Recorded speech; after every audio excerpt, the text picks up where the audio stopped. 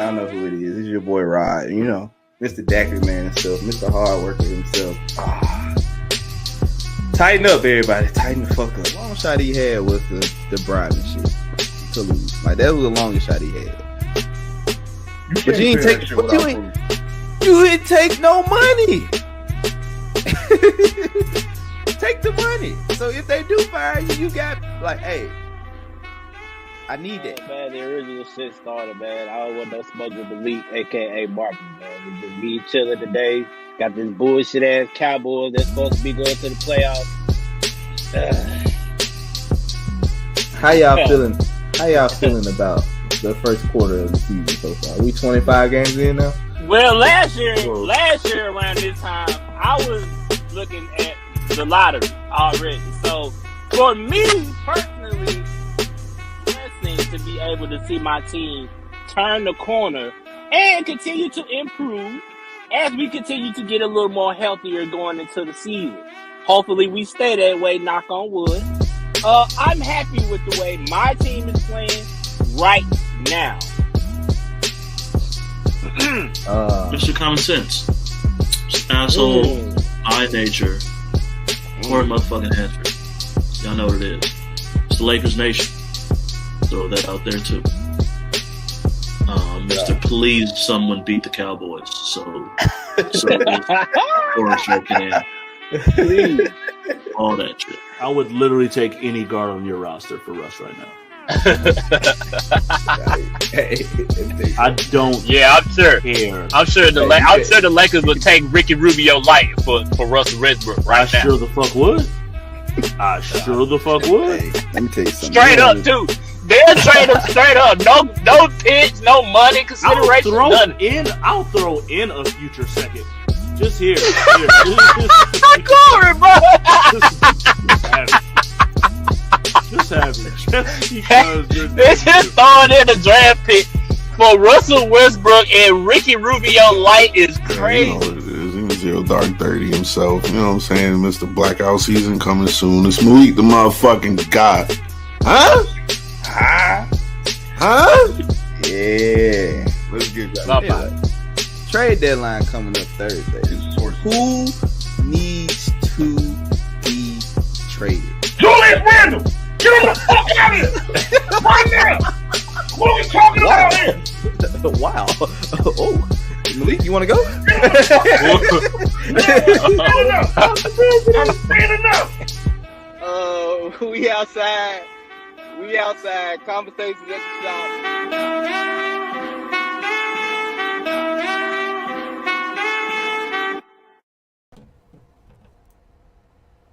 Damn, what happened to this nigga? Wait a minute. There we go. Oh, okay. Okay. Hey. Hey, what's good, everybody? It looks like, obviously you see somebody's not here. It's because I beat him the fuck up. You know what I'm saying? So he need to take a week off, you know what I'm saying, to lick his wounds. He's talking Can't shit confirm all week. that happened. So, yeah, you don't need to confirm it. I'm telling you. It happened. Oh, yeah, I know. Just in case anyone thinks to question it, because you know he's going to come back up here and dispute this point. Yeah. So I second that, what happened there. Yeah. So Jarrod get well, you know what I'm saying? Next time, just chill out, you know what I'm saying? And it won't happen to you no more. But anyway, welcome to Conversation. Hey, man, make sure it's steak and not ice.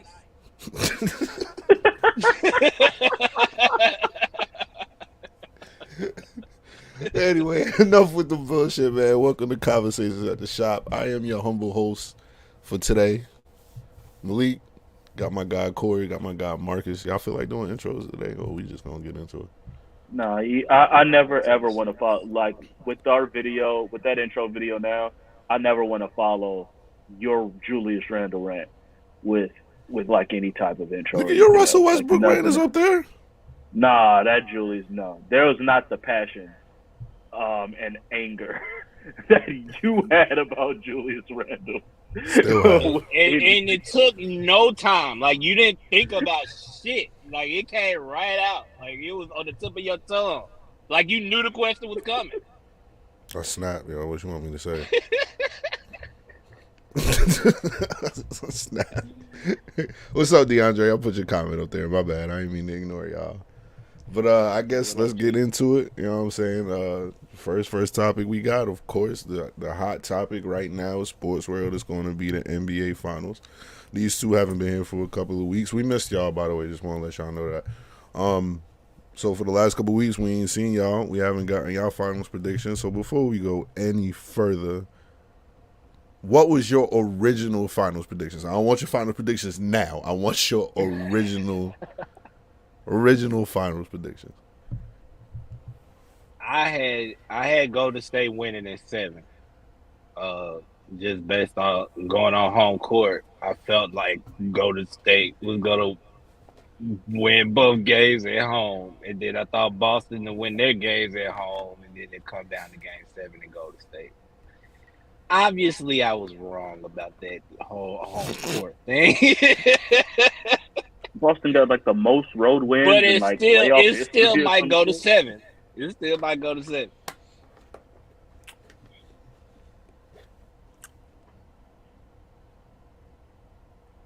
For the sake of, I mean, y'all know where my head is at.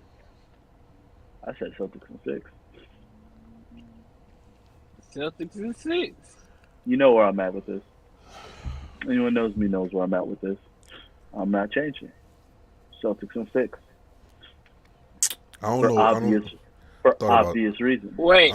Well, hello. Are you for obvious reasons? What? Are you trying to jinx them? Is that what this is? I mean, y'all know who I picked in the Eastern Conference Finals. That didn't work out too well. Y'all know who I picked in the second round. That didn't work out too well. Oh, okay. I got you. I got you. The definition of insanity is trying to say. So we go reverse the mojo. I got you. I got what you. I got you.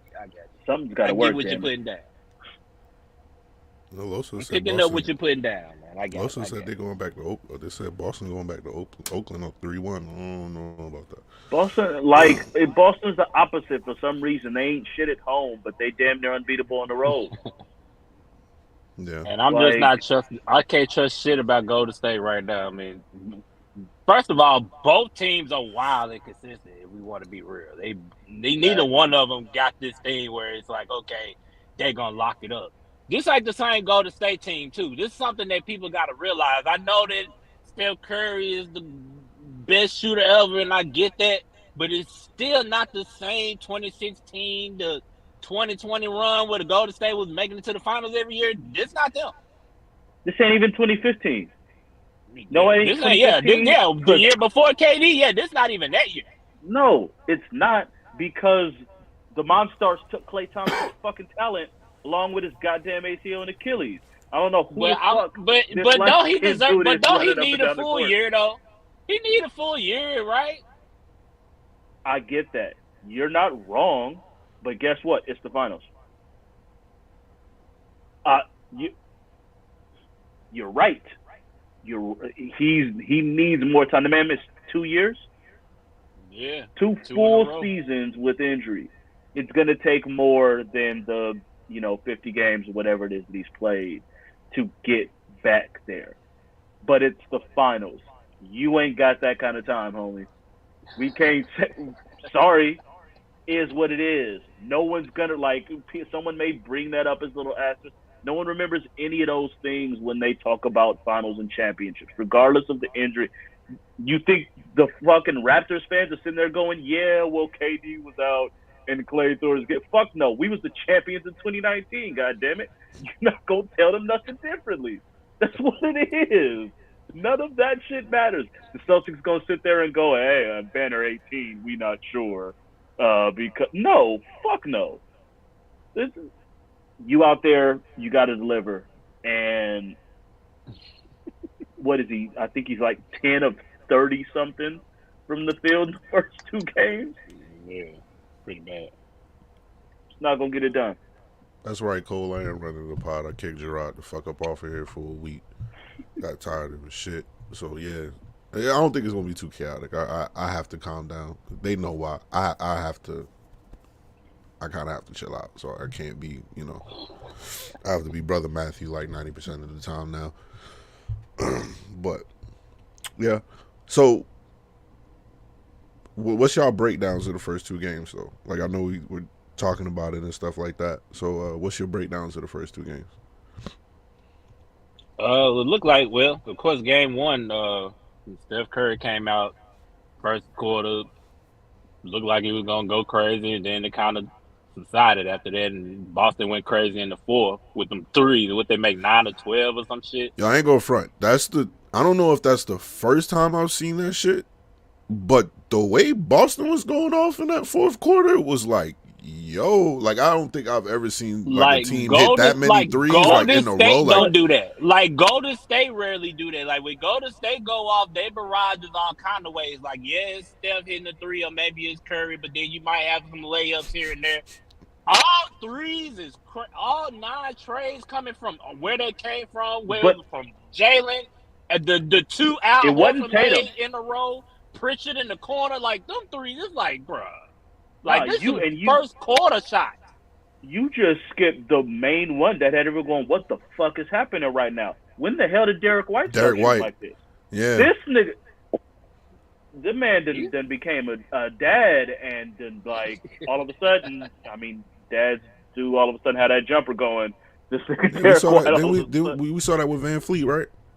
Yeah, there you go. Yeah, there you go. All of this, it wasn't even like some wide open threes all the time. He's sitting here with Wiggins right in his face and just jab stepping and pulling up. And I'm like, who the fuck is like?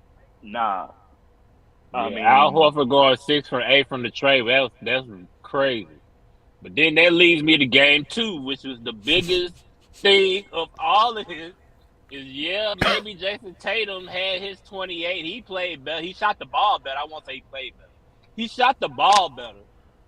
But you didn't get nothing from Al Horford. You got nothing from Marcus Smart. You got nothing from Grant Williams. You didn't get nothing from nowhere else. And all you got was a bunch of turnovers from Jason Tatum and Jaylen Brown to lead them off. You got them two. I believe I saw something today that said them the motherfuckers is both leading the playoffs in turnovers. Just between the both of them.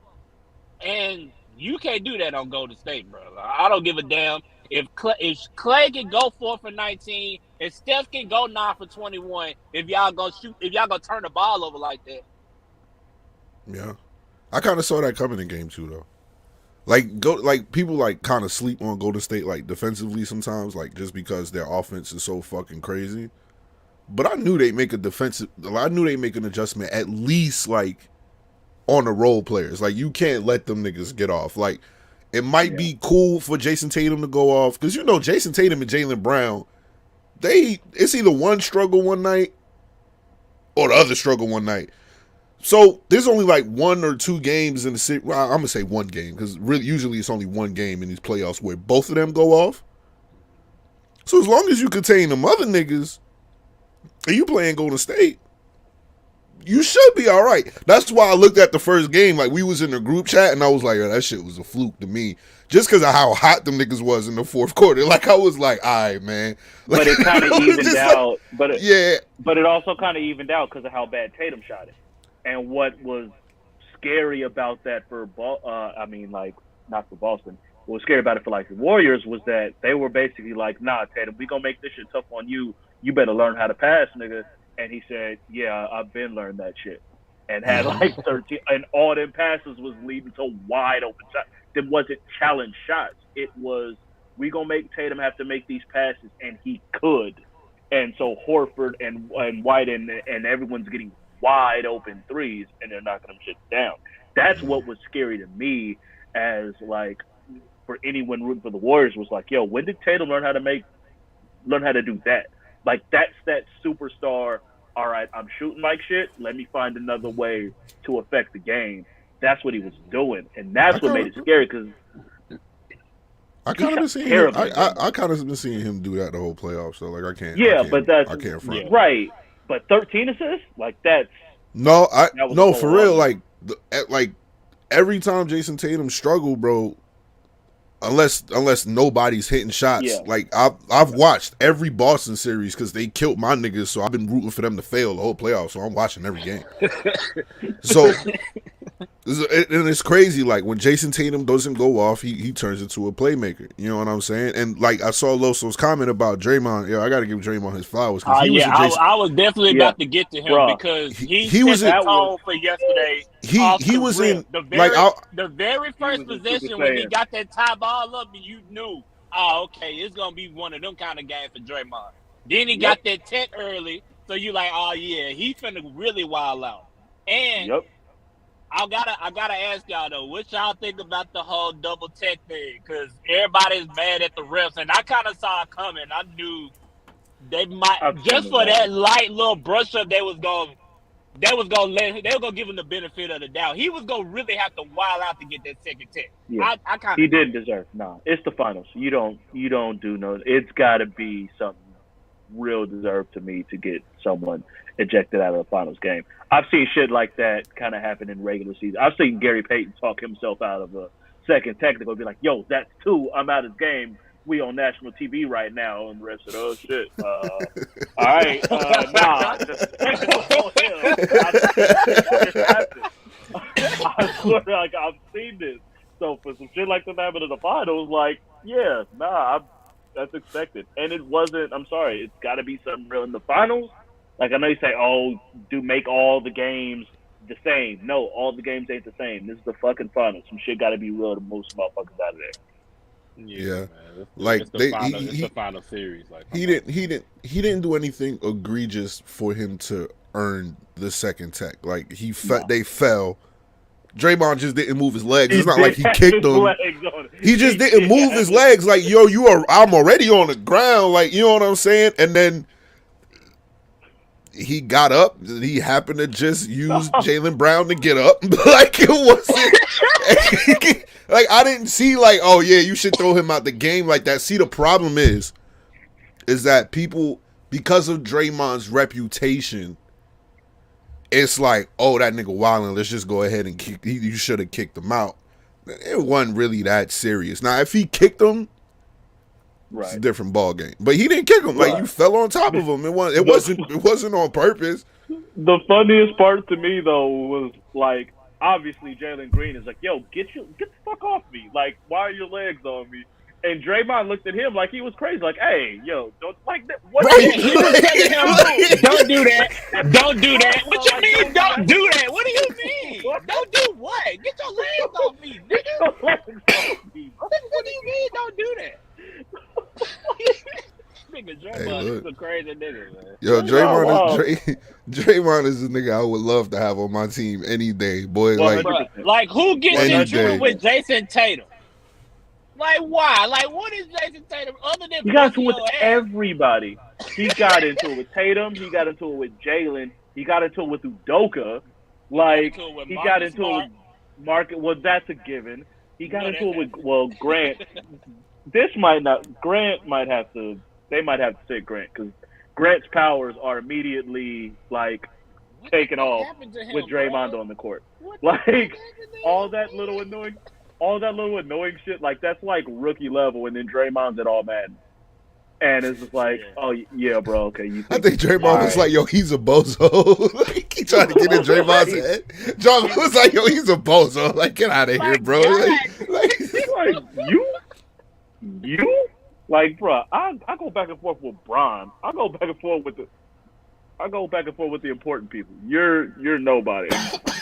I mean, that's not gonna stop Grant Williams from being his most annoying self, but it just don't work. Like, to a team that practices with Draymond and is with him at all times, Grant Williams, like, bro, you ain't about to do shit though. Fuck are you? Right. But besides his antics, I was impressed with Draymond. Like, I think the second half he picked Tatum up, man to man, no help. Yep. So I think kind of like all through the playoffs, I don't think I've seen anybody be that physical with Jason Tatum. So that's something he's going. Miami did. Well, yeah, because you got Jimmy, but Tucker and Jimmy were fucking him up. Yeah.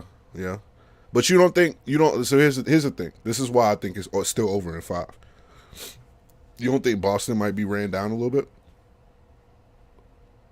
Opposed to Golden State having usually beat niggas in 5 games to get to the finals. You don't think Boston might be worn down a little bit? We're going against KD. We're going against Giannis. We're going against Miami. I assure you that first round series didn't wear them out at all.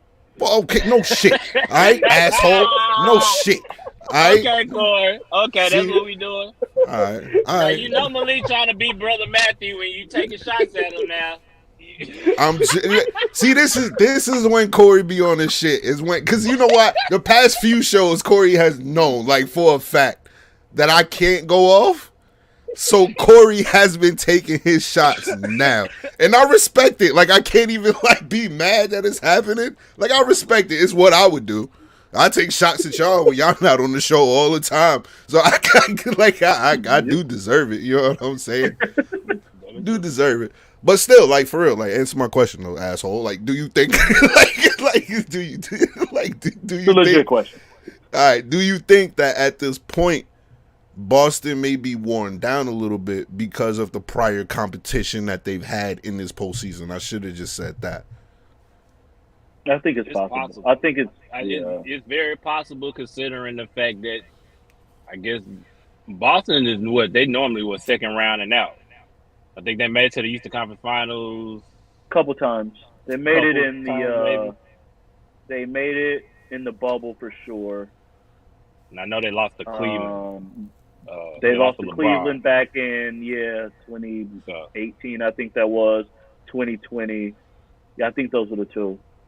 But so they were kind of. It's quite possible, like you said, because of playing Giannis, Milwaukee. Even though they didn't have Middleton, it wasn't as tough. But then they made it tougher than it had to be. Miami. It was still a 7-game series, right? Wasn't it 7 games? Yeah. So that was 2 7-game series they had in a row. Back-to-back. Then you got Miami. Then you got Miami beating the hell out you. PJ Tucker all over you, screaming at you, bumping you, and all this. It's kind of it's possible, but at the same time, go to State. Man, them niggas old, man. Like them niggas, like I'm looking at niggas like Iguodala, bro. Like, bro. Yeah, you see they shut that shit off game too. Yeah, they shut this shit right the fuck off. Like, bro, GP, you good, right? Niggas, if Boston is ran down, Golden State is just as ran down. Ain't no excuse at this point, bro. Not that one. I don't know. See, the only reason why I disagree about why they ran down was because Steph Curry was hurt. I think Steph Curry being hurt in the first series and coming off of the bench that whole time is the best thing that ever happened to him for this playoff run. Like, I honestly believe that. So I think that's why he's cooking right now. Like, it don't matter what you throw at him. Especially with the player Jordan Poole, that definitely helped. Yeah. Because what was it, like the last month of the season he set out basically? Yeah, he set out the whole last month and a half, I think. Yeah, like last month and a half of the season he set out. So that definitely helps for sure. I agree. I can say Boston, not just physically but mentally too, in those 2 series, because like we down 3-2 to Milwaukee, going on the road to Milwaukee with Giannis at Super Saiyan God tier mode, and we got to survive that and then come back. Then we blow a game 6 at home, got to go back on the road to Miami for game 7 with Jimmy dealing with Jimmy in full playoff Jimmy mode. And we got to survive that and hold off this whole, like, mentally that shit can take a toll. And maybe, like, I could see it, like, still kind of riding that high a little bit in game 1 and then finally taking a breath, and you can't take a breath against Steph fucking Curry and the Warriors and the 3 minutes that Jordan Poole actually remembered how to play basketball yesterday. Like, yeah, I don't know what the hell going on with Jordan Poole, boy. Yeah, he finally got loose a little bit yesterday, but we'll see if they continue, because they're really gonna need him to come off the bench and to score if Clay is gonna continue to struggle. Jordan is definitely gonna have to come in and do work. For as bad as he was, and then literally just a minute and a half, and he just goes off and just like, I was still listening to it on the radio during the end of that third quarter, so like I heard everything. And I see it, and it's like, oh, he hits the half-court shot. I'm thinking someone passed him the ball. He just shot it up for him. I didn't realize this nigga hit it in and out his legs real quick. And Paul was like, wait. He backed the nigga up off of him to get that half court shot off. Like, God damn. Nah, I was like, okay, all right, this might be a problem. This might be a serious problem for Boston. Because up until that point, I'm like, I don't think this is a good series for Jordan Poole. Because they got guys who can guard. Like, there's no weak defensive person on Boston. Like, Derek White was only a struggle against Miami because Miami got, like, fucking Jimmy and like, hood niggas just stronger than him. He's not a bad defender. So it's like, you don't got no bad defenders, and they going to attack the fuck out of him. Every time he's in the game, they're going, who's Jordan Poole guarding? Go at him. Every single time. And if he ain't hitting shots and you getting attacked at all times on defense, nah, you got to get the fuck out of the game. We better off playing Gary Payton with the fucking Cody Rhodes bruise on his elbow or some shit than we are playing Poole. We need something. Shout out to Cody Rhodes. Facts, nigga. Hey, yo, oh my Corey. God, Corey, me and you go to the gym. We've heard stories about a torn pec, bro. Bro. I watched that whole match. I could bet, like, it's one of the first matches that I kind of couldn't watch. Nah, like there was moments where I'm turning my head, like, yo, oh my God, dog, like, like there's no. I'm sure it's one of those, like, especially afterwards, because they're saying like he injured it worse. So I'm sure it was completely torn off the bone. That's it. You can't make it worse. That's probably why they let him go out to wrestle. I don't care if you can't make it, bruh. What drugs were you on to get? Because that wasn't a short match. That wasn't. We gonna go out here for like 7 minutes, real quick. He was on them perk angles, boy. Anything's possible. Fact. He was on them perk angles, boy. Because they could have easily pulled the injury thing where they, like, Seth Rollins could have squashed them. They could have did that. They could have did some bullshit before the match. They could have did anything. He really went through with that shit from beginning to end, and the storytelling in the match was just crazy. Like, yo, it was crazy. Like, I thought about this too. Like, people shit on WWE a lot, but I think the reason why we still WWE heads is that when they get shit right, my nigga, there's nothing. It is.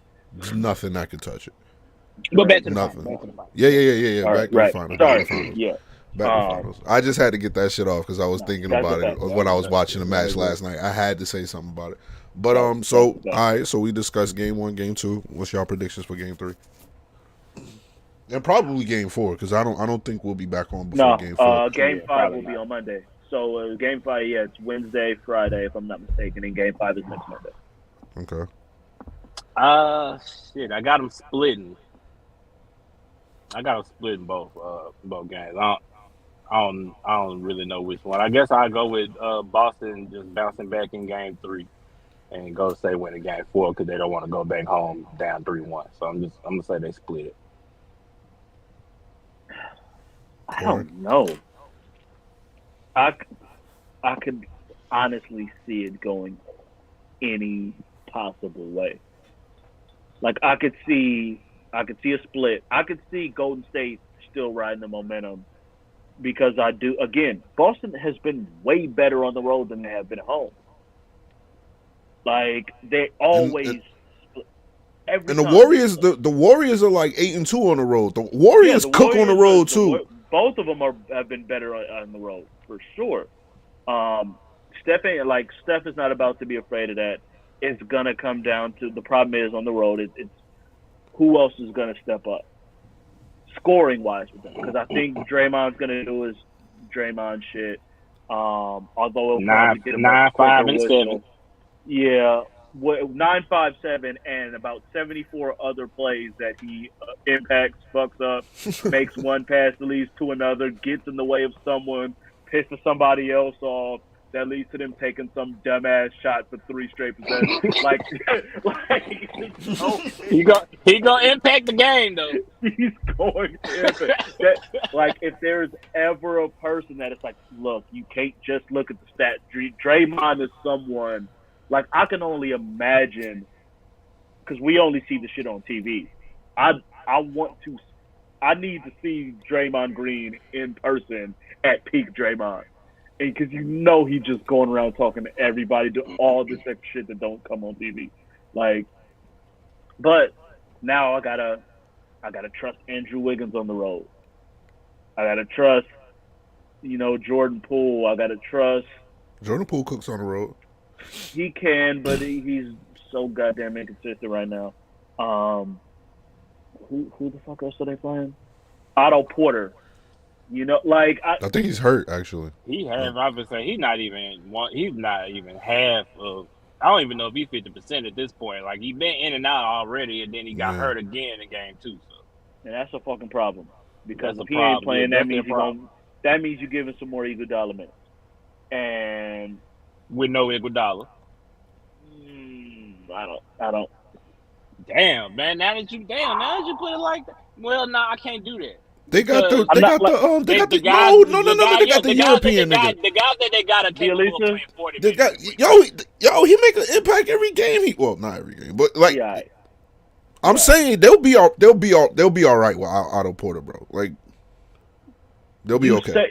We say that, but then it's like, yeah, it's just Otto Porter, but then it's like, okay, we go from these Otto Porter minutes to who? And that's where the problem comes in. Unless you're about to play Draymond more minutes, which, hey, it's the finals, maybe you might just need to play more minutes. But Draymond is perfectly fine with that. And you gotta hope Draymond is in control. You gotta hope he's playing in control because he's very capable of coming right in, getting 2 quick fouls, and sitting the fuck down. Exactly. And now you put in Kevon Looney does his job very, very well. Yeah, he's been playing very well all playoffs. I don't want him to be in a bigger role than what he's capable No, of. Yeah, of course. You know what I mean? And so now, these guys were good during the regular season, but trusting Bielitsa in a very, very important game in the NBA Finals on the road at that, that's a scary proposition. Now you're probably going to – I'm saying all this, I'd still trust Iguodala over most of these other people just because of his history. Just because – we say all this, but if he catches the ball on the wing in a clutch situation, he's hit that 3 more often than not. That nigga shoot 10% from 3 for his career. But clutch situations, he'll pull some shit off. And to be real, Iggy only got to give you 10, 15 minutes. Dre will be back in. That's all you need. That's all you need from Iggy is to give you a couple of defensive possessions, maybe hit a 3. That's usually what he do. Couple defensive plays. What cost him in the 4th? But that amount of time, that 5-6 minute stretch is exactly what fucked him over in game 1 in the 4th quarter. That's all it took to go from up 12 to down 6 or whatever the fuck it was in that game 1. So I don't blame Iggy for that though. I don't blame him solely for that, but that nigga definitely played a fucking role. You got to be very selective with your lineups when you have him and Draymond out on the court. It's game 1. Whatever. Iggy probably didn't give a fuck. It's game 1. That's how Golden State is, bro. The thing that pissed me off about Golden State though, and this is why I still think it's over in 5. I just think they got punched in the mouth in game 1, and for whatever reason, Golden State has this terrible tendency to play with their fucking food. I don't get it. I think that's their biggest fucking problem. It's because by halftime, they up 15, and then they're the hottest third quarter team in the play. There's no reason for you.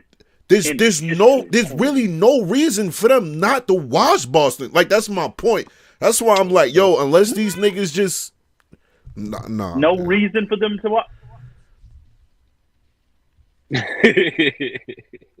Because you niggas is higher on Boston than I am.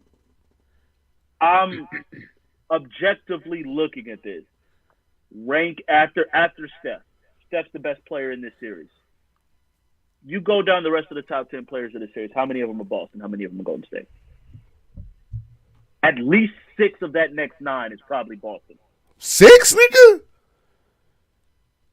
Draymond's for sure. 6 or 6? Sure. Right now, 6? You trust it? Yes. Damn. Nigga, Marcus Smart and Al Horford just gave you 2 fucking points. You still got them 6?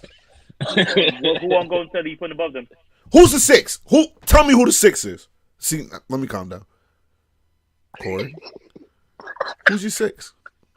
I hate you niggas, man. I really do, y'all. Especially this nigga Marcus, bro. This nigga just laugh every time. Yo. I mean, I'm also trying to think of who else I'm putting in from Golden State in the top 10 list. I don't care. Who's your six? Top 10 players in the series. You said it's Steph. And you said Steph six is one. Of the next six of the next nine. From Boston? Probably. That was about a while, a little bit. You cannot tell me this nigga isn't a Celtics fan, bro. You can't. I don't know. Your statement just now. I'm thinking Draymond for sure is in there. Yeah, because Draymond is in there, but I'm putting Jordan Poole above somebody. I'm still putting Clay. I don't care how cold. You can't. Who's Corey? Who's the six? You can't duck my question. That's your other three. So that's your other three from the Warriors. So who else from the Warriors are put? I'll say Tatum, Jalen, Marcus, Horford, Robert Williams. Robert Williams ain't healthy. Fuck, forgot about that. Okay. Right now Derek White. I'm putting Looney above Williams. I'll give you that on account of Williams is hurt. I think if Robert Williams is healthy, you're putting Robert Williams above Looney with Horford, Smart, Tatum, Jaylen Brown, and Derek White has played. Who's played? But Derek White's outplayed Jordan Poole in this series so far. We're not going to act like that's not the case. Okay. That's a so fact. Jordan Poole. But wait. But where's Andrew Wiggins in that? Because Andrew Wiggins ain't above Marcus Smart. He ain't above.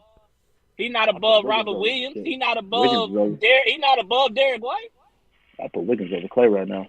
Quite frankly, Clay's the one who's on the fucking. Come on, Clay Corey, is the one who's doing on the bubble. Clay is above Derek White or Marcus Smart or Robert. Okay, Williams. I'll give you that. I'm saying Clay's the one on the bubble right now. This is on where these first two games. On these first two games, Clay has been shit. Okay. Trash. All right. Trash right now. Okay. So you would put who? You would put who over Clay? So that means you got Marcus Smart, Derek White. What Celtics do you have over? Let me ask you this, okay? Because your list has. Let me finish. Let me finish my point. Let me finish. Don't interrupt me, nigga. Let me finish.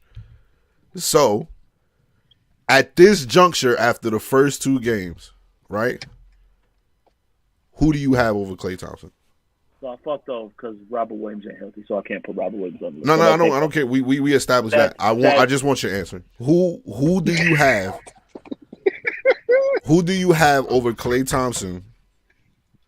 Right now, actually, you know what? The six niggas that you named, right? All of them go 2 through 7. I didn't say they were going 2 through 7. I said within the top 10 as a whole, I felt like six of those would be Celtics after Steph. Okay, so you still feel that way. But I canceled off Robert Williams because Robert Williams is part of that, and he's obviously fucking hurt. Okay, so that takes care of that question. So the second question is, what Celtics players do you have over Klay Thompson right now? After seeing Game 1 and Game 2 and being able to... All the other five. All the other five? All the other five, absolutely. Okay. Oh, my God. Clay is going to go crazy. And this is my point, Clay. I got you, Clay. Because this is my point, and this is why I ain't doing that, Clay. This is where my school is helping me on this. Because now I got to kill Corey. You just saw Marcus Smart get cooked off defensively.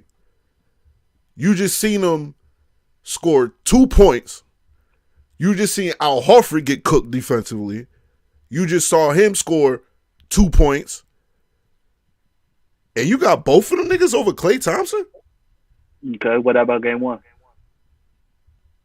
So what? But there ain't no so what. Whoa. I would give you Al Horford Game 1, but Marcus Smart's shooting numbers was not great. He might have hit 22, but he did shoot the ball 20 times. He hit 18, 5, and 4 in Game 1 with 2 steals. Marcus Smart had a good Game 1. Not a great Game 1, and Steph was still cooking. I'm not going to argue Steph's cooking. Steph has been cooking him. But the nigga went 7 of 11 and 4 of 7. He went 4 of 7. He hit above more Clay? threes.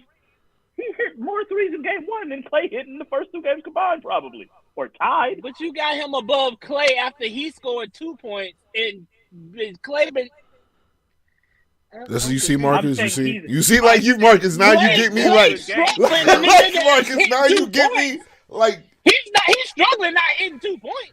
Then this is my point with you two, Corey. How many good games? How many good games has Clay had in the first 2 games?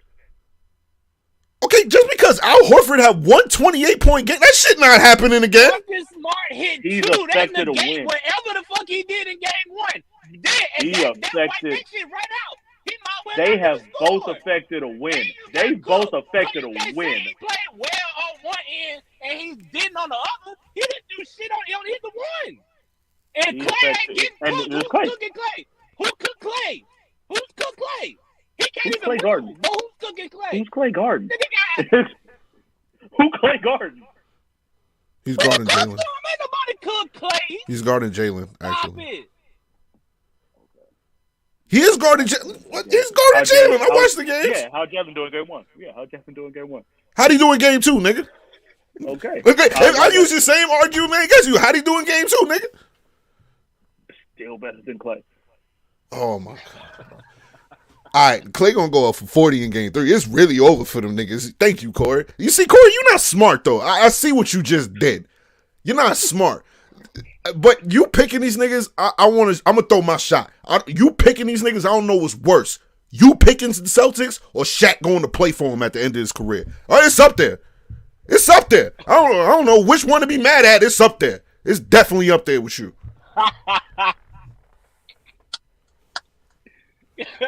I forgot Shaq's fat ass went over there with them fat ass shoes and was running down the court and just fell. Nigga just fell, bro. I was like, what the fuck is wrong with Shaq? That's when you knew it was over. Yeah, I thought about that shit the other day. Like, I was like, I'm like, yo, Shaq on like Mount Rushmore for the Lakers, but didn't he? He was ring chasing, boy. Kobe had that boy ring chasing. Kobe still passing. The Celtics, though? Yeah, that was a bad one. That was bad. That was rough. I mean, he didn't care. He was going to Phoenix. He was all over the place. Hey, Shaq was all right in Phoenix. Hey, look, I think Shaq was underrated. That was his last video. That was his last video. Shaq was wild underrated in Phoenix, bro. Shaq was hitting free throws all year and everything. Yeah. That shit was crazy. That was his last video. Was in Phoenix. He did that. But Shakovich. The fact that Corey think he's slick by sitting up here trying to pick Boston so he can try to jinx them niggas, that shit ain't gonna work. And I told Corey I'd rather be. You know what's crazy, Corey? You an asshole because I told you before the pod started that I'd rather be right than petty. And this nigga here just ready to be petty. He ready to be petty than right. That is crazy right there, ladies and gentlemen. That's crazy, pettiness, boy. Boy, do you like a fan, boy? I swear. So speaking of, so I think you got them splitting, Corey, or did you? Yeah, you undecided. I think they'll split. I'll go Warriors game 3, Boston game 4. Yeah, because Boston seems to play better with their backs on the wall. I'm not going front. I got the Warriors winning both games. I think this shit is over. I'm sorry. If I've seen these niggas stop Steph in one game, it'd be a different story. Like if I saw Steph like struggle one game, like the whole game. I'm not talking about him getting the hot. You know when Steph has a bad game. You get what I'm saying? Like, yeah. Until I see that,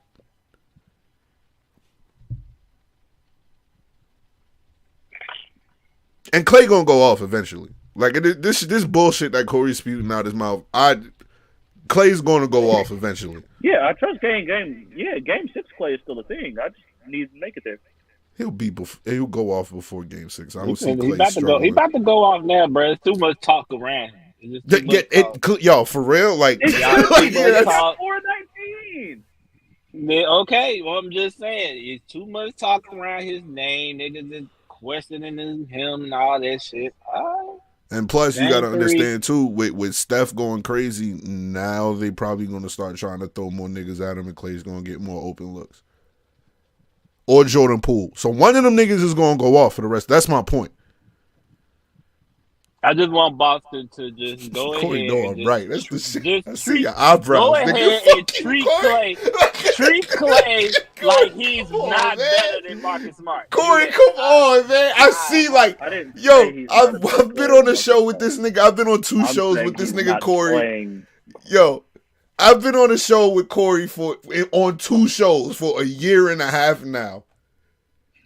I know Corey's faces when I'm making good points, but he just want to be a jerk and stay where he's at. I can see, like, yo, he's like, yo, that I know that's what's gonna happen. Yo, Corey, you low, man. You low, but actually, I'm telling you, it is a petty like since I know what you're doing, I'm gonna back off because it's obvious. It is a petty. It's obvious. To y'all, it may not be obvious. Y'all be thinking that he making astute points. He is, but it's not. It's not for what you think, nigga. But it's not. But he's not making those points because he wants this to happen, or he really wants Boston to go belly up. That's really what he wants. That's why he this gaslighting all them about, niggas. people. If you watch one episode on this motherfucker, you know that Corey is not fucking with Boston. He gaslighting right now. This is exactly what Corey is doing. See, look at his face, y'all. Look this at ain't him. shit, man. And you notice Corey's been quiet the whole time we've been going on. He didn't say a word. He didn't know this is right. He said we lie at what? Not one sentence. And Corey will debate you on some shit. Corey not gonna take no shit laying down. He's not gonna take your line. Yeah, you ain't low, man. You lying on his name. That's for sure ain't gonna happen. You will never ever be able to lie on this man. He ain't said a look. He still ain't said nothing.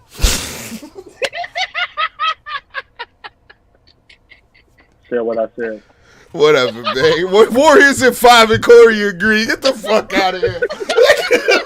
I say it for you. I say it for you, man. It was Warriors at 5 or 6 and Corey agree. It's that simple, bruh. That's what it is. All right, man. So, all right. Other NBA news we got, of course, since we got Corey on the show, got to talk about the Lakers, right? Got to. You know what I'm saying? Got to talk about the Lakers. They found their new head coach. It's going to be Darvin Ham. Corey, floor's yours. How do you feel? How do you feel about the hire? Like Mark said, no black man is officially, I believe, half of the NBA head coaches are black now. Love it. We didn't just retread one of these old damn coaches, which I was afraid of. Like Terry Stotts was interviewed. Mark Jackson got interviewed. Like, no, we not got someone new, someone younger, someone who should have been got a head coaching job a while ago. Darvin Ham been ready for this, and someone who ain't gonna take no shit. Man was the Lakers assistant working with Kobe. He ain't gonna take no shit.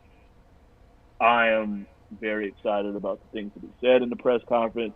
He pretty much said he's about to run some version of the offense that they've been running in Milwaukee and Atlanta. He's been with Bud for the last decade, pretty much. So he's trying to run something similar to that same offense. He said 4 out, 1 in. That's the offense he's going to be implementing. And he made it a point to talk about accountability and calling out and making sure everyone is holding everyone accountable from the top down. And he's someone who I think actually has the personality to do that, because as much as I think Frank Vogel got a bit of a raw deal last year, he's not a dude that's trying to cause any kind of issues and will, he don't want to ruffle no feathers. I don't think Darvin gives a fuck about none of that. And that is a great thing to hear. What wasn't such a great thing to hear and to see was all his lovely praise for Russell Westbrook as one of the best players. I'm glad you went ahead and went there. You smart. You smart. I'm glad you went ahead and went there. Russ was in the building for it, and he seemed very proud and happy. And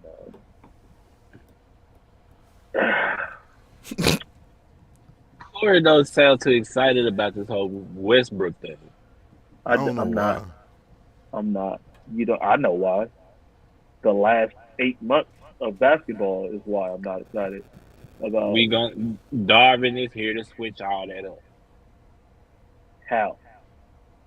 Okay, so you said that he's running an offense that's kind of similar to the Milwaukee style, right?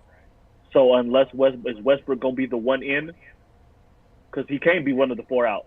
Because ain't nobody about to guard him. Out. I was about to say just picture Drew Holiday in a Laker uniform. No, because Drew Holiday defends very well at an extremely high level. Yeah, in 2014. Well, he got some more added motivation. New head coach. He talking about accountability. So that means he ain't having that shit. That means if Russ go in there and he get the bullshit, Darvin Ham gonna pull him. I was just about to say that. Russ and accountability don't even sound right together. Wait, what Darvin said. Right. That man had like 11 turnovers in a game and said, "What? I'm not allowed to turn the ball over to." Yeah, he is Russell Westbrook. Here and be cool. He's Russell Westbrook.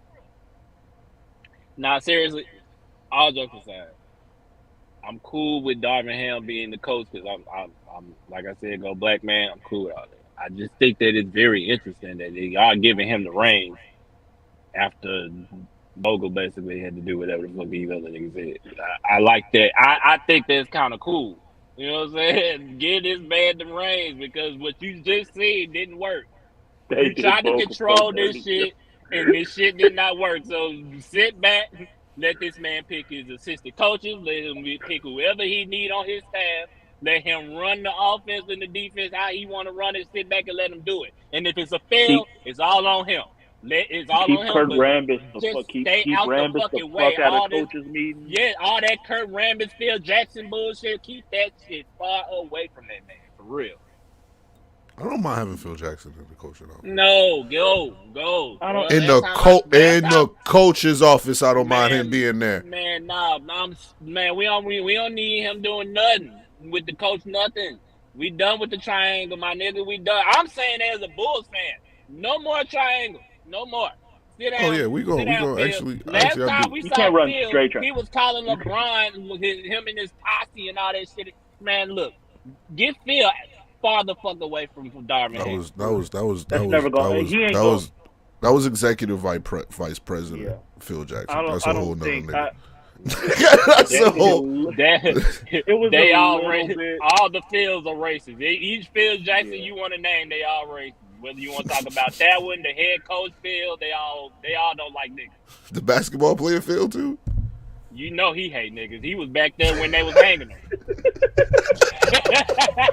He about to hung a few. You check his background. All right, I got to take control of the podcast after the one. All right, we got it.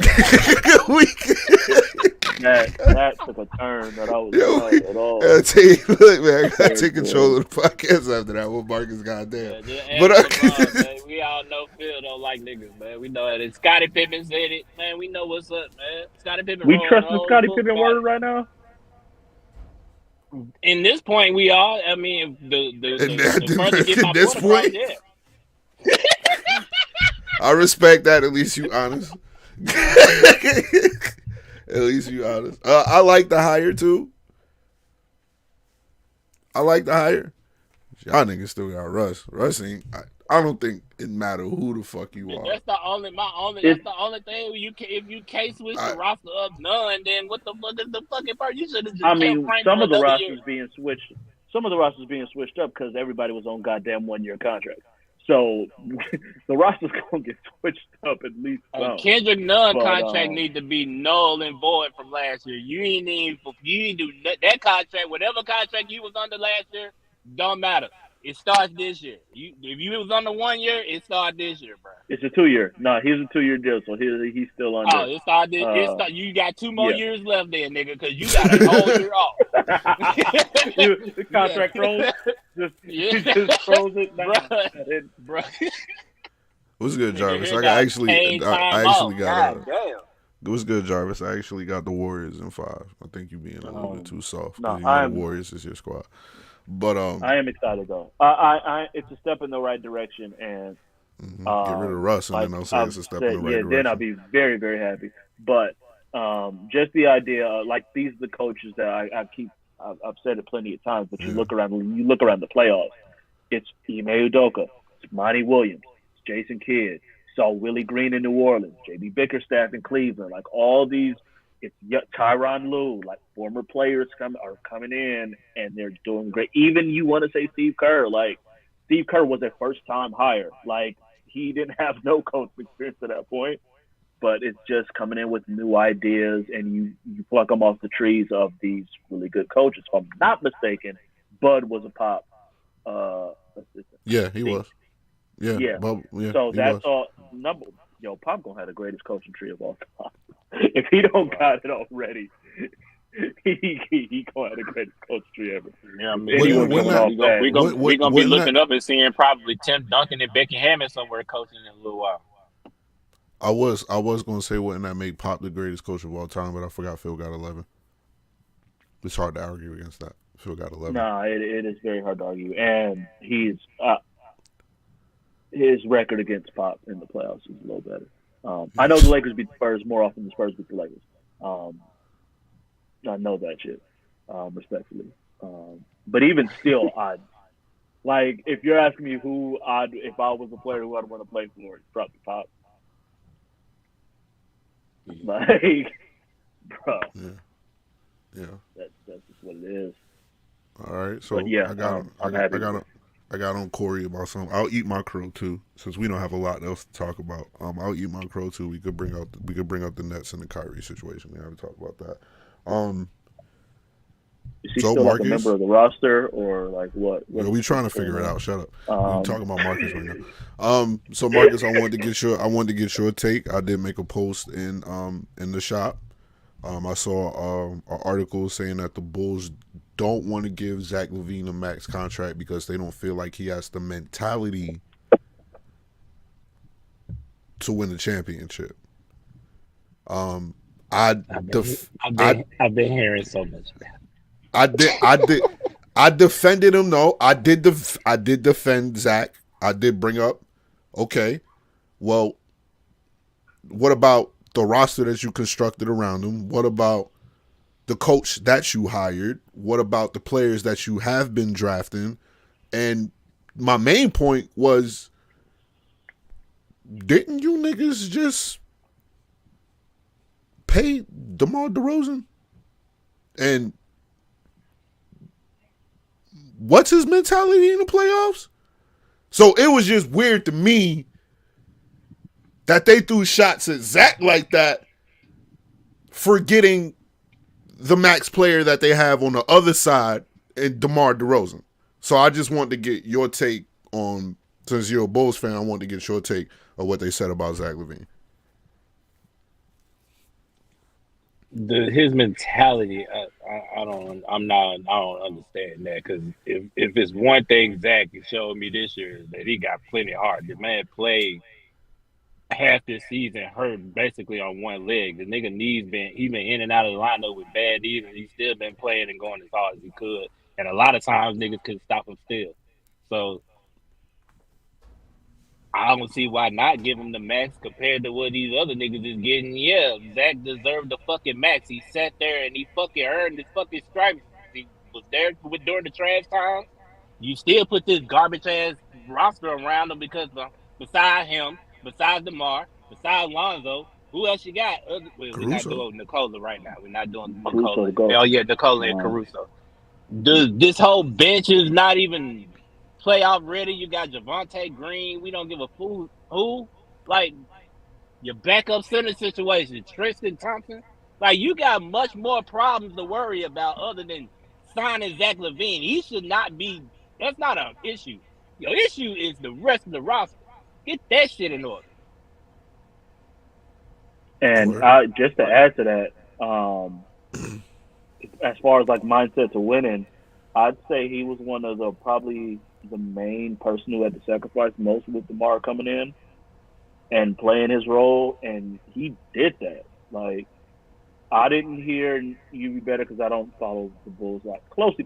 I don't recall any kind of internal issues about LaVine complaining about anything. There was nothing. And he could have easily been if anything, bro, matter of fact, since DeMar has got to Chicago, LaVine and DeMar has been like this. Like, they've been all over the place together.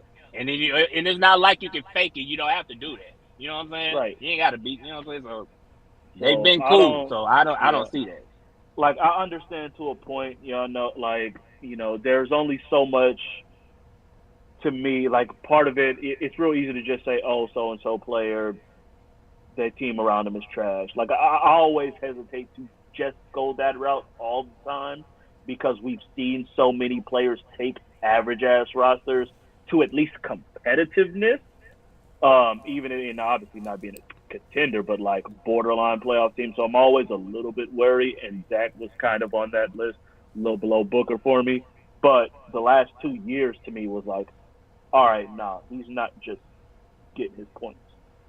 He's not just out there just trying to shoot, just trying to get his buckets. He's trying to win. And that's another thing. Like if you talk about mentality, that definitely changed from him coming from over from Minnesota. He was just a high flying, high volume shooter. Scorer. And he wasn't even as good as a shooter as he is now. Now he's a better shooter, but he does more. He's willing to pass, try to defend. Like, he's willing to do more. So his mindset is definitely up there. Like, if you want to talk about a max player, to me, I don't really see give him the max. The last 2 years for sure to me have like won me over from LaVine. Like, you could see the change. Like, all right, he's playing basketball now. All that being said, if he's the scrum, he's trying to get out there. Can I interest you in the Russell Westbrook? Man, I'm not even trying to talk he's to got this the nigga, list. man. He's going to play his hardest. I swear, any chance Corey get to get Russell Westbrook the fuck off. He's offered him to the Nuggets, the Nets, the Knicks, the Bulls. Let me just come right out and say this right here, right now. If the Chicago Bulls make a trade for Russell Westbrook, if he is anywhere near my roster in any time in the near future from here on out, I am denouncing the Bulls. I will not be a fan. I am not a fan of nobody. I won't even jump on another team. But I got a Memphis shirt on. Russell Westbrook on my roster. You got a Memphis shirt on. You can root for Memphis. Not tomorrow and not forever. You can root for Memphis. You got a Memphis Grizzlies shirt on now. Just root for them. You're from Memphis, nigga. Like, this is a work shirt. If you can see the stains on this shirt, I would never work with a Bulls shirt. If you can see the stains on this shirt, this is a work shirt. This shirt is being worked in. That's crazy. You just shitted on him. That's crazy. Hey, I was just throwing out possibilities. I'm just, with LaVine. Maybe I throw in Caruso to make the money work. Okay, hold on. What about LeBron and AD? Are they available or are they not? Yeah, something about it. Depends on the deal. Hey, I like that. Hey, look. You give them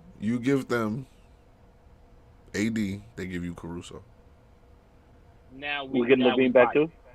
We fight. Nah, you can't. We getting LaVine back too. Stays. No. First of all, Caruso is on the no trade list. We ain't even discussed it. I can tell you that right here. That nigga's so untouchable. I can guarantee you that. That's the only thing we got in the backcourt other than Lonzo. That nigga's untouchable. Caruso is untouchable. This is what messed me up. Because Caruso now we got Javonte Green. We got Javonte Green over there. You like him? He's all right. Nah. He said nah. Nah. They got a few draft picks. They got a few draft picks. We got Kobe White. No. We got Kobe White. No. We've been trying to get rid of Kobe White just as much as you've been trying to get rid of Russ. Trying to get Kobe. Yes. Y'all been trying to get rid of Kobe White since y'all drafted Kobe White. Like, he had like a 1 month stretch where he looked like he was going to be something. That was it. No, I won't. Like y'all don't understand. I feel like everyone has like that random role player that's on their team that was just like, nah, I don't. Yeah, all the stars and all them, but like this motherfucker here, like that's our guy. That was Caruso for us. That shit still hurts. I don't know. I want Caruso back. I don't care. He's there for us. He's untouchable. And it took like a month. It took like literally the first month of the season. Look at the Bulls account, like the official TV account was like, thanks Lakers, cool, appreciate it. Like y'all supposed to be like politically correct and be cool, and y'all out here taking shots. We had to let y'all know. We had to let y'all know y'all fucked up with that one. We knew it. We knew it. Everyone knew that. It was. I wasn't expecting that signing, but boy, I sure do appreciate it. He is untouchable. As a matter of fact, if I can sign him to a lifetime contract until he get old and then unusable no more, then I'd do that. It's the combination of his actual impact on the court, like him being a defender, but then he got the swag with it too. Like if he was just like this weird little corny one, like it'd be one thing, but like he'll pick your pocket, get up in your face, go down, hit a three, do the headband, do all of this, walk on, and it's like he doing all of this. He got Draymond numbers. He ain't even got 20. Like he doing all this. This is like 6 points he got too. But he got 6 steals though. But it'd be the best, and it'd be the best highlight reel of the whole game. Yeah, like I dead ass saw like a play where Caruso did some like wild shit. Like he stole the ball, went down court, crossed somebody to fuck up, and I think he dunked after that. I didn't know Caruso was on that type of time. Yes. I didn't know. I'll tell you the exact game where it happened, where we realized it. He was still on the 2-way contract. And it was LeBron's first year with the Lakers, and season was over. He had got hurt, all that shit. So like the last 2 games of the season, Noah was playing. We played the Clippers, who was still fighting for a playoff spot, like with Lou Will and Pat Bev and all them. This nigga Caruso dropped 30, and the whole last 5 minutes of the fourth quarter was Caruso one-on-one pick and rolls. They couldn't stop him. That man did a step back, hit a 3, walked over the half court, did the Lance Stevenson guitar in the middle of half court, and it was like, sign him. Literally, everyone was like, if y'all don't sign him to a real contract, then Lakers fans was gonna go off. We saw it then, and we did, and the man started. The man started on the clinching game of NBA Finals. Can't take it away from him. Yeah. But I'll make this last point about the Bulls, and then we can move on to the Nets. It's crazy because if you let him walk, that's the shit to me. That's the shit that kind of pissed me off too. If you're going to let him walk, cool, let him walk. But you saying that and then throwing him under the bus with no history of him having issues, or we get what happened in the Timberwolves, but we clearly see that it's not Zach LaVine's fault that the Timberwolves were like that. Zach was like 19 over there. You know right. What I'm saying? Like that was it's not his fault. You saying that with a player that you don't want to sign that actually does deserve the max, why would a free agent want to come and play with you after that? So that's what was really stupid to me too. It's counterproductive to your build. Like you finally got over that hump. You finally got over that hump, made the play, and the literally next offseason you're gonna let LaVine like that you're losing all credibility amongst players. Right.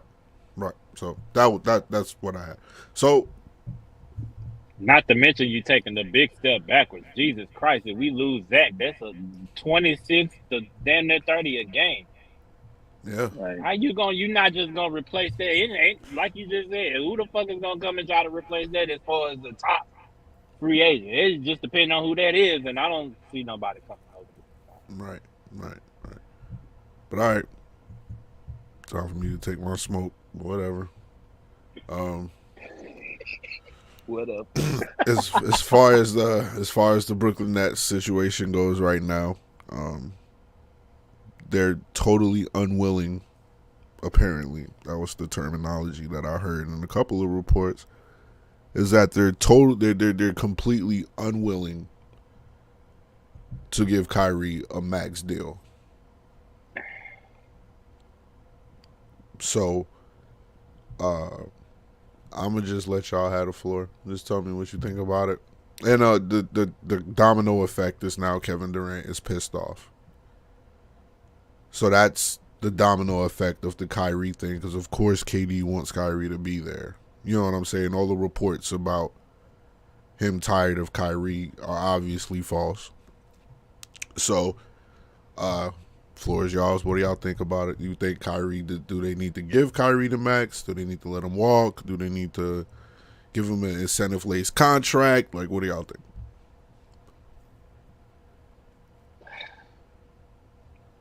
It's hard to say don't give him the max because of the kind of player he is, but it's not hard because of what the fuck he's doing off the court. It's not like you can't factor that in. The nigga is just the taking off, or him not being vaccinated. He's lucky they just overturned the mandate thing for him. So it's hard to say, but I just can't see why give him the max. So honestly, though, like if he's not gonna show up, you ain't winning with him. Fuck you giving him the max? Honestly, the only answer to that would be to keep KD happy. That's the reason why. But I just watched both of. I just watched them niggas get smoked. I'm damn near looking to see what the fuck I can do past these niggas. I mean, we gonna keep it all the way unreal. I wouldn't be. You might have to start all over again, which is crazy. You might not be wrong. You have to start with Ben. If you do, I would do it very short term. I'd do a 2-year, second-year team option. Quite frankly, I'll give you a 1-on-1. Like I couldn't, I can't trust. Like, nah, we got to do this on a year-by-year thing. Like, I can't trust you to be available and to be right and to be with the team. Like, it's about camaraderie. Like, that shit is really important. You look at the teams in the finals right now. Most of the core of that Golden State team, they've been together for a while. You know each other. You seen when Boston got over the hump. You seen Jalen and Tatum and Marcus Smart like huddled together. Like Horford, even though he took a quick little sabbatical, came back. Like, you know what I mean? Like, that shit matters. I can't trust you to be around us and to be a part of the team. That's an issue. The nigga really might wake up and be on some shit like, man, I ain't feeling this shit today, man. Shit, fuck this shit. Like, you really never know with that nigga, bro. Like, that's crazy. That's some shit I do at work. I would just wake up and just be like, man, I don't feel like going there. I'm gonna call in. Kyrie will do that. Kyrie will call in. Well, not call in. No, Kyrie he won't call call no in. show. Don't call no show, Kyrie. Man, I ain't giving him the max. I'm sorry, bro. He cold, but and I got to take into consideration injuries. It ain't like the nigga gonna play a whole 82 games, bro. The nigga gonna get hurt too. On top of the fact that I'm worried about the nigga playing. So, nah, bro, I'm not giving the nigga the max. I'm straight. And if KD want to walk, if you want to walk about it, then fine. You take your ass on. I'll start over. I'll be trash and take my lumps because I know I ain't got no. And I ain't got nothing to do with Ben Simmons. Maybe. If you do that, I mean, there ain't 5 players in the league that are net you a bigger trade package than Kevin Durant right now. If you were just going to go there out and be like, you know what, Kyrie, we can't trust him. We got to get rid of Kyrie. And Katie's like, if he's not here, then get rid of me. You probably just say, fuck it, bite that bullet and start over and get some huge 6 fucking first-round picks or whatever the fuck you going to get for KD, because you will get that shit for Kevin fucking Durant. Like, if that's the route it goes, if you were to say, nah, I'm good on Kyrie, and KD does that, you probably just go that route. I bet Steve Nash would be like, you know what, KD, my guy, I love it. I can't deal with this bullshit no more. No, I've been trying to cover for this nigga for 2 years now. I can't keep doing this shit. All right, well, you're both not wrong. All the points you two made, I can't argue with. I'm not going to sit here and debate you on Kyrie's availability, on if I would give him the max deal. Not going to argue that. But I disagree still. It's like I can't say you're wrong, but I respectfully disagree. You're the Brooklyn Nets, bro. You're the only team that's relevant in New York right now. You don't have a choice. Look at the shot he taking. You don't. No. You don't have Not a wrong. choice. Not wrong. You don't. There's no. All this shit that you're doing with Kyrie doesn't make sense. You don't have a fucking choice. Period. You're not going to let Kyrie walk. It's not happening. You're not passing on Kevin Durant. You're not doing that. Like, it's not. That's not even a fucking question. Give Kyrie the max, bro. Close your eyes and give Kyrie the max. At least you'll be relevant. You give I him get it. for like 5 years? I don't see.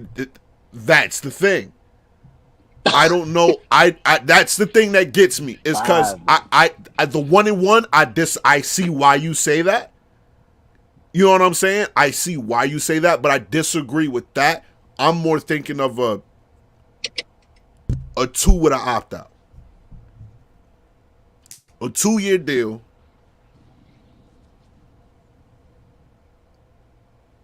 With an opt-out in the third. That's what I'm thinking. Give him two years with Kyrie bullshitting. You still good. You got Ben Simmons, hopefully.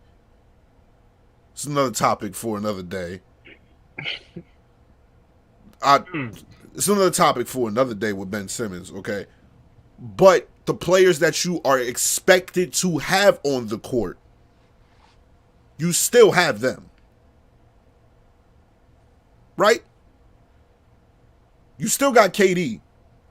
KD's had this tendency to be injured and miss 20 games a season. That's an issue. But at the same time, with the pieces that you already have, you can give Kyrie the max, bro. You still got Joe Harris coming back. Joe Harris was a big miss from last year. You still got I keep calling him Steph. You still got Seth coming back. I do believe Drummond's coming back. I'm not sure. Claxton's look better. You still got young players that are on the ascend. You know what I'm saying? Like, it's not all bad in Brooklyn. I would still give Kyrie the max because, honestly, I know it's KD, but who else? There's really no other players that wants out unless you could get Donovan Mitchell or some shit. I think that's the only big name that kind of wants out at this point, especially with Quinn Snyder saying, hey, yo, I'm good. Yeah. I don't really see anybody else that, and Brooklyn has no trade assets. So it's not like, I know you got a few draft picks from Philly, but them draft picks aren't going to kind of be worth a lot of shit. You know what I'm saying? Because Brooklyn's still going to make the playoffs. It's still going to be relevant. Philly's still going to be relevant. So Kyrie's kind of your only fucking option. So they better work that shit out. That's just my opinion. Like if I'm Brooklyn, I'm just working that shit out. I get what you're saying. Yeah, we might as well just rebuild, but the Nets have been rebuilding for the past decade. Huh? He said since Jason Kidd left. Yeah, no, he's not. No, they had that. No, you can't. We're not gonna do that to Darren Williams. Oh no, we can't. You could at least say Joe Johnson. We can't. You could at least say Joe Johnson. You can. You could at least say Joe. We can. I thought about it. I thought about it. No, we can. We can. Darren Williams was terrible at that point in Brooklyn. He had a couple good years in Brooklyn. He had a couple. He fell off quick. He fell off real quick. But it's not like, okay, but see, this the thing. See, what me and Corey was talking about was off the court, and what you was talking about was on the court. So when No, it's off the court too. I'm telling you, hey, look, nigga, hey, I get it. Because you, you saw about a roster and saying being relevant, but we saying, nigga, he might decide, nigga, I don't want to do this no more. Then what? Then then it's nothing. You get nothing. You get no champagne, no rice, no nothing. It's New York, man. It's cutthroat, I guess. It is a cutthroat ass.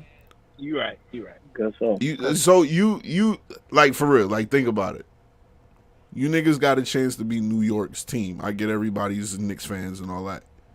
Once you win a championship in New York, all that, we don't care about Brooklyn. Trust me, I know New York.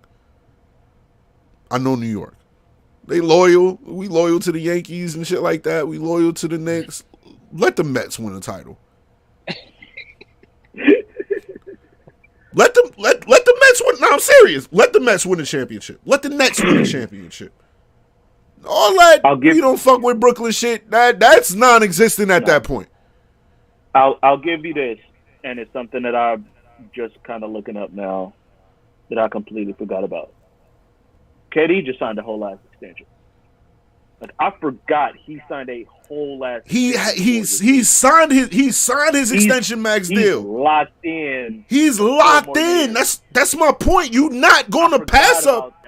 You can't. Like, you have no option but to sign Kyrie. Like, what do you?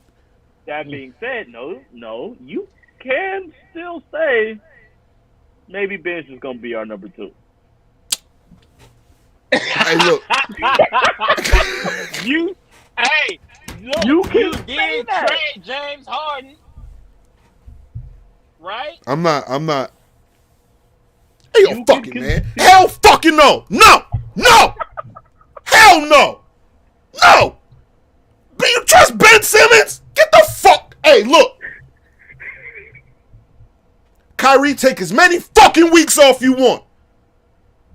Trust Ben Simmons? Who? All right.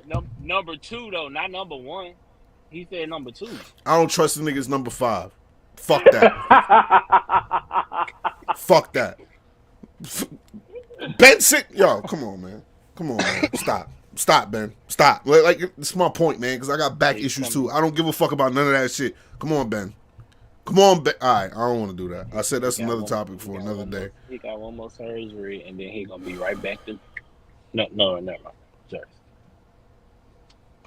Y'all have a couple movable contracts that y'all could pair up if you wanted to get. I mean, let's be real, bro. These problems are it all depends on what the fuck you want. Cause these problems are really unavoidable. You keep saying y'all don't have a choice. Nigga, you do. You do have a choice. You don't have to go through this. Yeah, we do. You don't have to go through.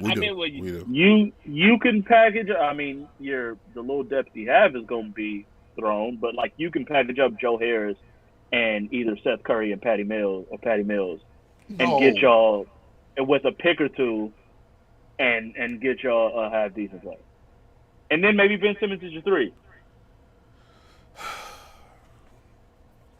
Another news. He got to be something, Malik. We can't just not have Ben as nothing. He's something now.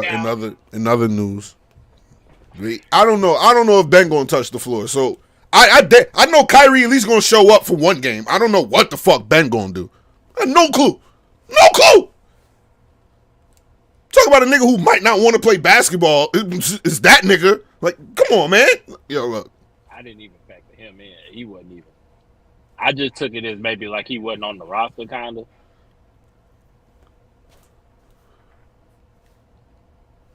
Ben locked in for like 4 years too, and you say, "Oh, I don't even count him as on the roster." What? You pay Kyrie? What? Making my point for me. Thank you. Hey, it was just. I didn't know about KD. I didn't know about the KD extension. I forgot. I literally forgot about it until I looked it up right now. He signed this shit. He signed this shit quick as hell last offseason because he's like, yo, James, Kyrie, go ahead and sign. I'm here. Yep. I'm just, it's amazing how much changes in 2 months. Because Yeah, this time in April, everyone was telling me how Ben Simmons was the key and was about to take them to the finals, and now he don't even count as a member of the roster. So it was just amazing to me how this changed. I don't know how to factor him in. I ain't seen the nigga. Like I can't be like, all right, Ben gonna come in. He gonna guard this, and I don't fucking know. I just gotta go off. I gotta go off the roster that I just seen. I could be petty and right. See, that is the great right there. I could be both. This is the one time Corey get to get his shit off. Oh, okay. Okay. Well, I don't got nothing to say. Well, you're right. You're right.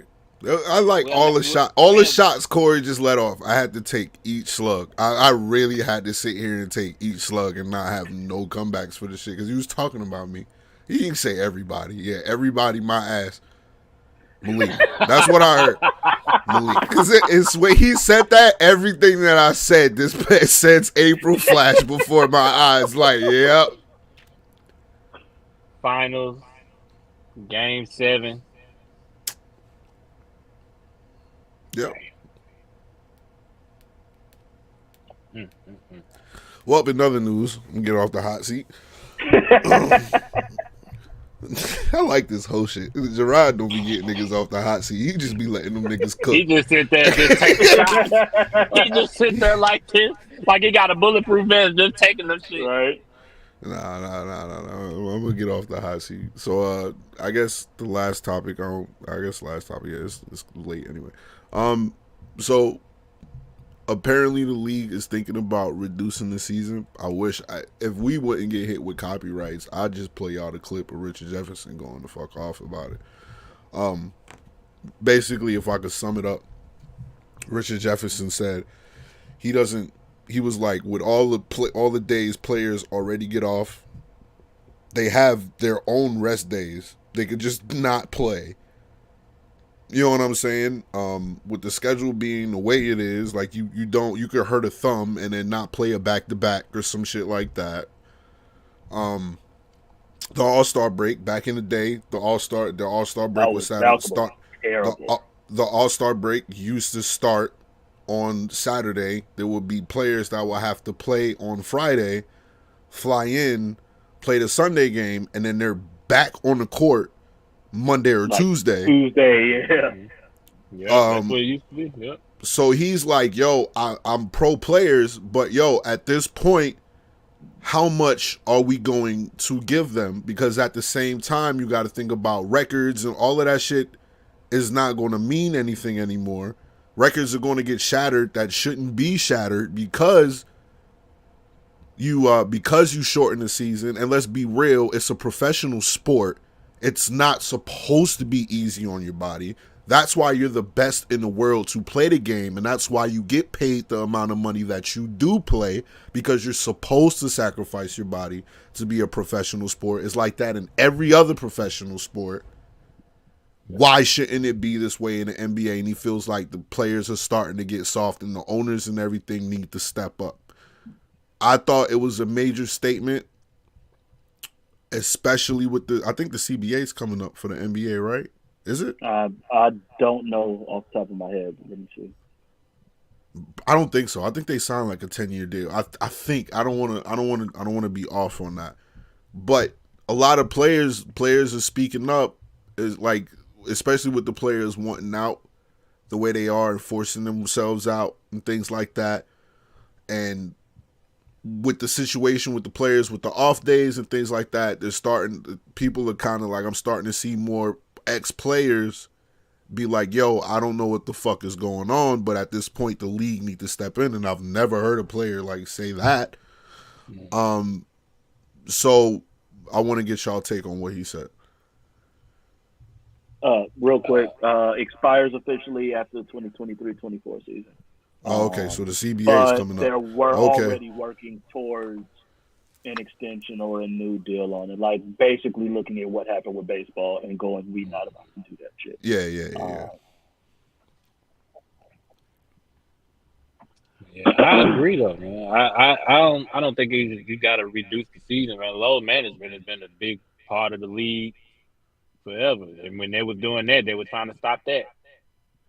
So I mean, I don't think that reducing the season is really going to do anything. And I do think that's a slap in the face for all the legends in the league that went through the grind, and I do mean the real grind when it was really physical, and you had to play 82 games, and you was doing like we was talking about the All-Star game, and then you get a night off on Tuesday, you back on the court. Now these niggas got a whole week off. Like what? Like bro, like you don't need no more off days, bro. Y'all do get paid a hell of a lot of money. This is the one time where niggas be saying, "Yo, I know they get paid a lot of money. They don't see this and that." Nah, this is the one time where we can say, y'all niggas get paid a lot of fucking money to play 82 games. And as a professional basketball player, 82 games plus however many games you got to play in the playoffs, I don't think that's asking too much, for real. You guys are getting paid a hell of a lot of money. I would do it. I swear to God. There's a lot of motherfuckers that would do it. If you don't want to do it, there's somebody that does. So I agree to a point. My thing is, they went through the grind and did all that and played all these 82 games and it was all fit. How them niggas looking after they retire? You seen Patrick Ewing walk? You seen how does anybody look after playing professional sports for a long time? That's the point. What you gonna do? Soften it up? So now we gonna play 20 games a year now? So no, I'm not saying playing 20 games a year, but if these players is already, because of load management, playing 65, 70 games, then why not just make it 65, 70 games? You're getting rid. It's basically the exact same thing as it is right now.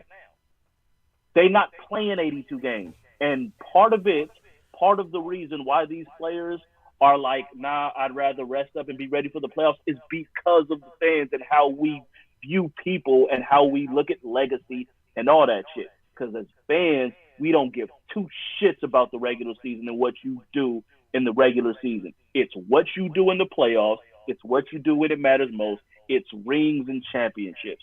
And if that's what we judging on, I'm going to do whatever the fuck I got to do to be ready for the championship when people are really going to judge than these games in fucking January that no one gives a fuck about and half the fans ain't coming to anyway. So I can understand why players would do that. To me, it's just a matter of, look, it ain't what it was. We can hold on to and laud all the shit from the 70s and the 80s and the 90s, and that's fine. This ain't what it is no more. And if they're already not going to play these games now, though. But they're already everything is relaxed. They relax the shit for you. But they're not going to play these games regardless. You can sit here and say all this stuff. These niggas ain't about to come. Most of these niggas ain't about to come out here and play 82 games anyway. It's not going to happen. So why not just make it to 70, stretch the 70 out over the same amount of time? The season's still going to last the same amount of days and months. You get them a couple extra days, and then you cannot sit here and say they're resting their low management. You're playing the same amount of games they're playing anyway. Why not just do that? The only reason it's not going to happen is because owners ain't going to take less home games. They're not going to take less money in that. And, that's not going to happen. But, ain't nothing about the change about these players resting 10, 15 games a year. That's just, especially the older players, that's going to happen.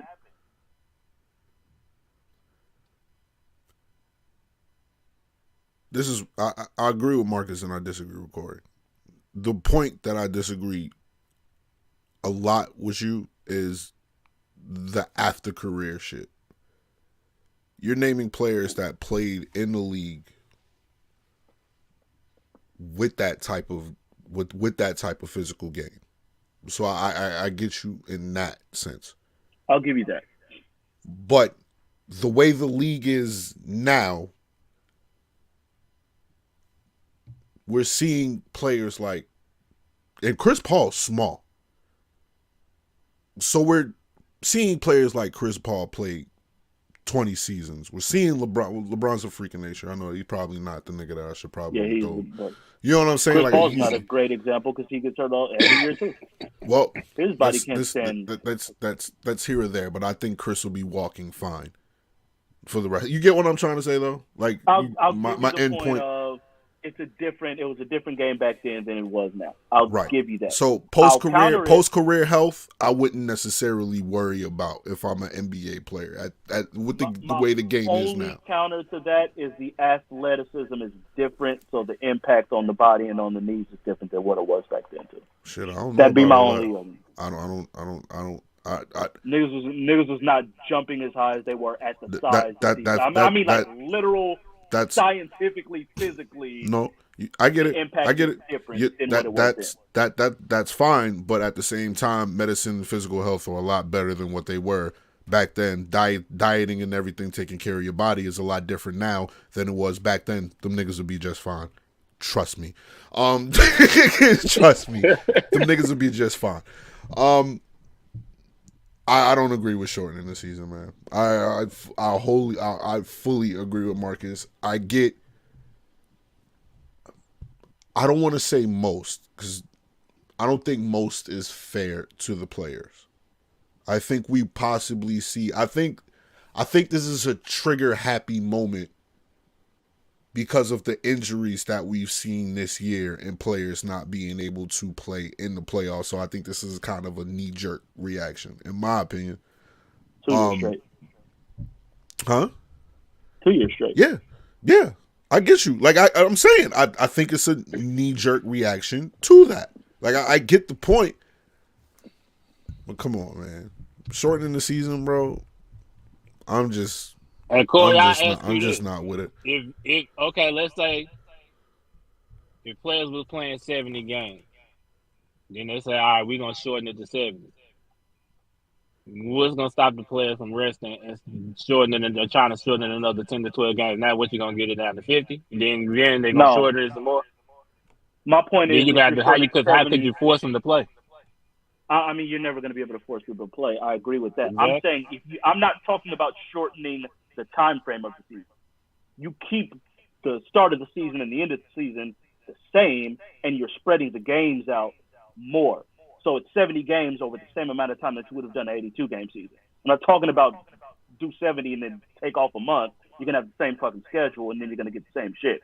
I'm saying if you were to shorten it to 70 and keep it the same, you're even more so eliminating – even more so than they already have, because they have done a lot in order to help the season, and that's a credit to the league. But you are continuing that, so it makes it less bullshit. You know it's more bullshit if players are simply doing that, as opposed to actual wear and tear on the season. Oh, it is.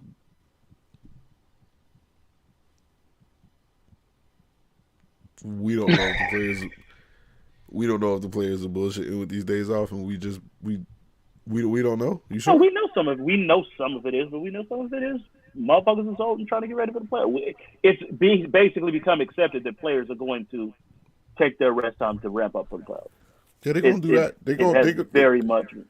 The same amount of time they take off is they still gonna do that shit if you shorten it to 70 games. They're gonna do the same shit. They're gonna do the same thing. I think a lot of some of those game days are now just practice days and straight rest days. If you're spreading those games out more over the same amount of time.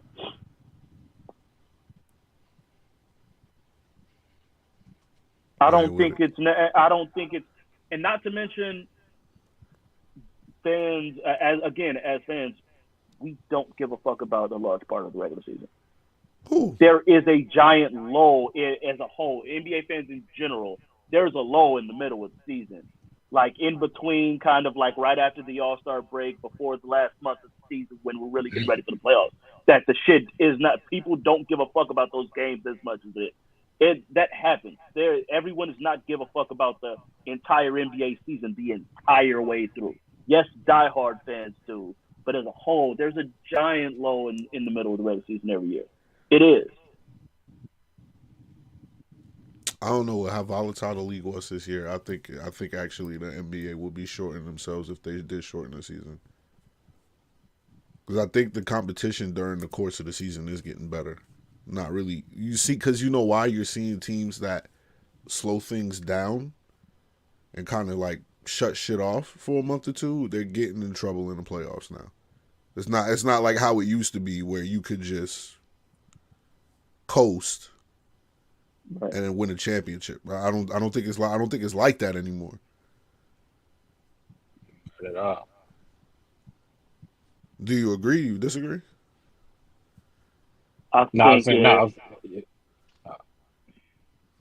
You said basically like there's more competition, more team, like records in the regular season agree a little more. Yeah. I'm starting to see a lot more parity in the league, especially with these playing games. Like Timberwolves made it to the Timberwolves made it to the playoffs. The fucking Pelicans were going to fuck. Like the depth with these teams being good is starting to. You know what I'm saying? That's what I'm saying. In my opinion, shortening the season I don't think you need to do that at this point. Now, if it was still a big parity in the league, that's different. You know what I'm saying? That's different. I get it. I would say that they're also like some of that is to increase the entire season, meaning more. Like we're doing the play-in so that these teams that we thought didn't have a chance, now they still have a chance. That's why, and they know again, like what is the other shit we've been hearing? They might try to do like some kind of in-season, mid-season tournament to make something. Why are they doing that? Because fans ain't giving a fuck about the game in fucking January and February. We gotta give people something to actually give a fuck about. Like they're not doing that just for the fuck of it. It's like, yo, shit is dipping and rising. How can we get engagement and how can we do this shit? Like they know just that. Just do the in-season tournament. It solves the issue right there. I'm fine with that. But are you going to keep? Because now you're adding games. No, the 10 games that you're thinking about taking off, make that the in-season tournament. That's what I'm saying. You get what I'm saying? Like the 12 games that you want to shave off, just make that the in-season tournament. Okay. That way you get your 82 games and it all means something.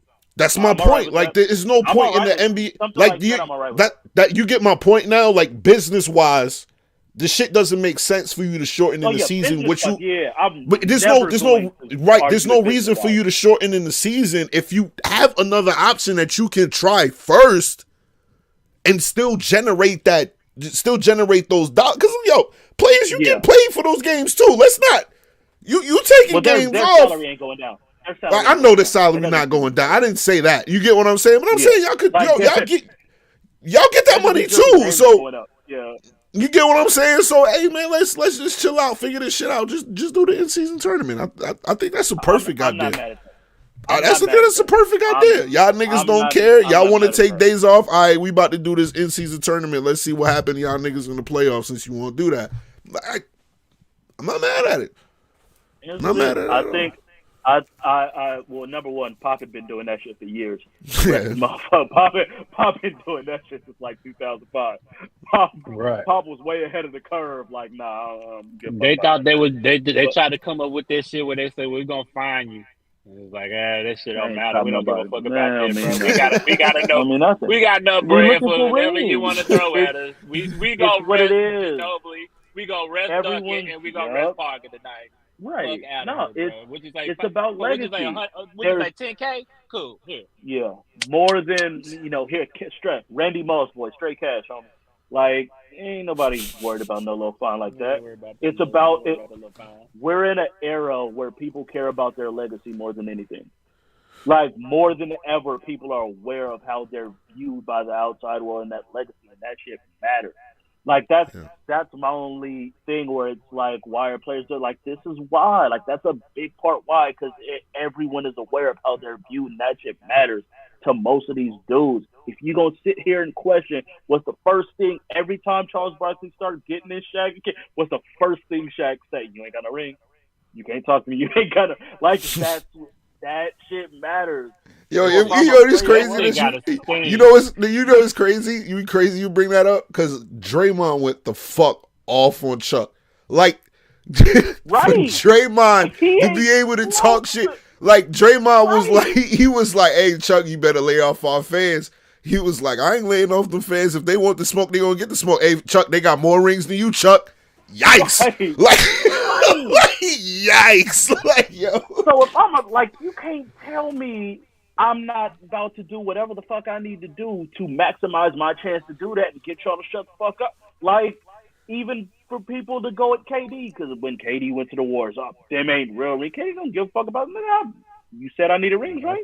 Watch me go get these rings. I'm go get these couple of rings, I'm and then I'm going to go over rings. here and try to get one on my own. But right now, I'm going to get these.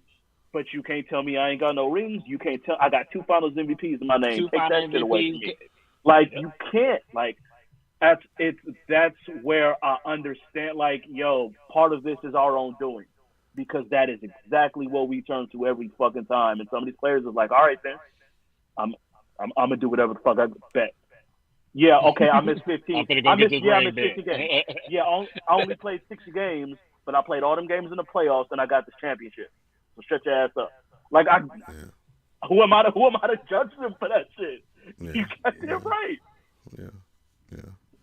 But last comment before we wrap the show up. Shit, the fucking NFL extended their season. If anybody need a shortened season, it's them niggas. So you shortening the season, NBA? Nah, you good money. As long as you don't lengthen it. Yeah. As long as you don't lengthen it. Like you. Right. Now you just keep it. Yeah, just keep it where it is. Just keep it where it is. Yeah. You good NBA. You don't do that. Don't do that. Yeah. They added a whole nother game to play. Body bumper cars. It's not. And didn't add a bye week. They need about 3 bye weeks. That's another story. And them niggas don't get paid nowhere near y'all do. Non-guaranteed contracts like a motherfucker. Hate that shit. Yo, so y'all players, hey, look, man, y'all better read the room. Y'all better read the room. That more so looks bad on the NFL than I'm gonna hate it. Good. No, you're right. No, I'm just saying you're right. You're right. Yeah, you're right. NFL getting smoked in the room by the owners forever. That's their own CBA. That's the Players Association stuff. Ain't shit. Yeah. True. But all right, I guess it's 9:30 here. It's 6:30 in Corey's time. It's 8:30 in Marcus's time. Yeah, I'm good at math. Yo, so any positive words y'all got? Y'all got any positive words? Stay high. Stay prayed up, I guess. That is positive. You positive on that? Yeah, that is. Okay. I'll take that. Now you had the positive words of the week the other day. I'll let you keep that, Malik. Which one? I got 2 weeks where I actually was on some philosophical shit. I don't remember. They all bleed together. I'll be working too much.